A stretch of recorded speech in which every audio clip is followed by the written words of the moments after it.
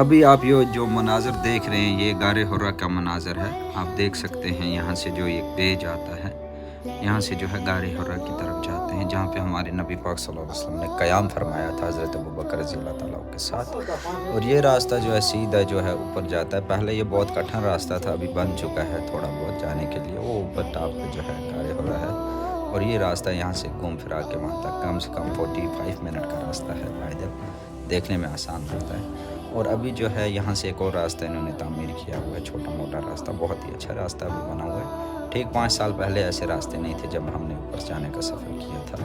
ابھی ماشاءاللہ بنایا گیا. جب حجاج کرام آتے ہیں تب وہاں پہ آنے کا جو ہے ممانعت ہوتی ہے, کیونکہ وہاں پہ اتنی اسپیس نہیں ہے جو حجاج وہاں پہ اسٹے کر پائیں یا وہاں پہ نماز ادا کر پائیں. تو یہاں سے آپ سیدھے دیکھ سکتے ہیں کلاک ٹاور, یہیں پہ جو ہے یہ ہے کعبۃ اللہ ہے. اور پہلے جب یہ بلڈنگز نہیں ہوتی تھی تب ڈائریکٹلی وہاں پہ نظر پڑ